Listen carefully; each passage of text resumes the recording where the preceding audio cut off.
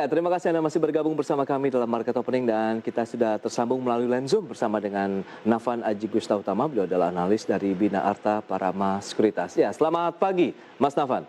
Selamat pagi Mas Pras, selamat pagi pemirsa di channel. Baik.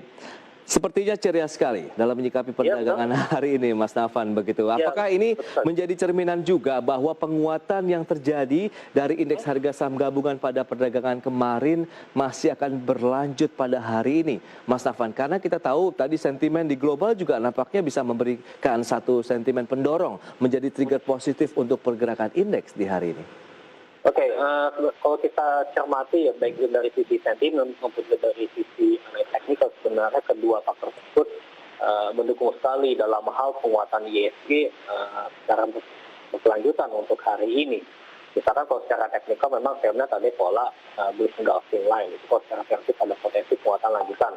Sementara itu kalau secara sentimen, kalau kita melihat dari sentimen domestik terlebih dahulu, tentunya juga para pelaku pasar mengapresiasi berkaitan dengan kinerja data-data makroekonomi domestik yang menunjukkan tanda-tanda yang progresif ya. Misalkan berkaitan dengan stabilitas inflasi di tanah air, kemudian juga berkaitan dengan kenaikan kinerja payment manufacturing di tanah air 2,2 dari 1,3, menandakan bahwasannya kegiatan manufaktur di tanah air pun juga semakin ekspansif dan juga dia juga didorong oleh adanya lonjakan ekspor luar negeri.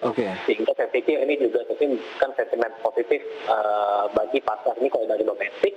Sementara kalau dari global juga tentunya artinya WHO katanya sudah mengakui bahwasannya kenaikan kasus COVID-19 pun juga tidak mengalami tren yang signifikan, gitu. Sehingga ini juga bisa mendorong katalis positif bagi meningkatkan optimisme. Dan juga di sisi lain Indonesia sebenarnya juga menerima vaksin ya, misalkan dari AstraZeneca ya, bisa lebih. Sebenarnya juga negara lain pun juga menerima ya vaksin dari berbagai produsen vaksin di seluruh dunia, ya. Sehingga hal tersebut bisa menekan kenaikan kasus COVID-19 yang terjadi secara mondial, misalkan global. Jadi saya pikir ini juga merupakan list positif tambahan. Balik lagi misalkan kalau dari dalam negeri, tentunya juga kenaikan ISG pun tentunya juga didorong oleh euforia dari adanya pembentukan Bank Syariah Indonesia. Karena juga prosesnya tersebut juga dikuatkan oleh Presiden Joko Widodo itu sendiri, dan itu tentunya juga memberikan optimisme tambahan bagi para pasar, sehingga pergerakan ISG kemarin itu mengalami apresiasi yang sangat luar biasa dengan 3%. Dan ini mudah-mudahan bisa lanjut pada hari ini terkait dengan penguatan ISG. Oke, Mas Nafan, kita tahan dulu pembahasan terkait dengan Bank Syariah Indonesia karena nanti saya ada juga informasi yang akan disampaikan kepada pemirsa IDX. Tapi yang perlu dicermati ini bagaimana fenomena dalam artian investor retail yang terjadi di Amerika Serikat kemudian merambah juga ke sejumlah negara, bahkan di Malaysia pun juga terjadi begitu, untuk melawan dominasi hedge fund, para player-player besar begitu yang ada di pasar modal. Apakah ini menjadi salah satu fenomena yang perlu dicermati oleh investor di dalam negeri, Mas Nafan? Karena kemarin GameStop lonjakannya luar biasa, kemudian kita tahu meskipun mengalami tekanan kembali, kemudian sudah menyasar ke komoditas begitu, perak. Apakah ini hanya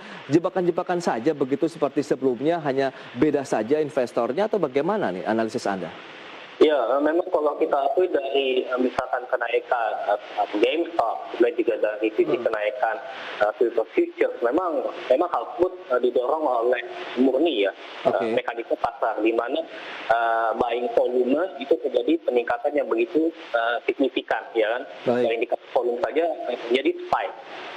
Bahkan kalau misalkan jika terjadi mulai aksi profit taking, maka dari itu volume climax collection begitu ya, sehingga ini juga menunjukkan bahwasannya mekanisme pasar pun juga terjadi. Dan saya akui bahwasannya para pelaku investor retail jika mereka menyatukan diri misalnya dalam rangka aksi akumulasi beli, tentunya juga bisa dimenangkan oleh pelaku investor itu ketimbang para yang melakukan aksi penjualan misalkan. Jadi jumlah buyer pun bisa, volume jumlah buyer pun juga lebih meningkat signifikan misalkan. Jadi hal tersebut bisa mendorong berkaitan dengan kenaikan harga saham misalkan atau harga komoditas secara signifikan gitu ya. Sehingga saya pikir ini wajar saja mekanisme pasar tersebut terjadi karena ada demand maupun juga terdapat supply misalkan. Baik.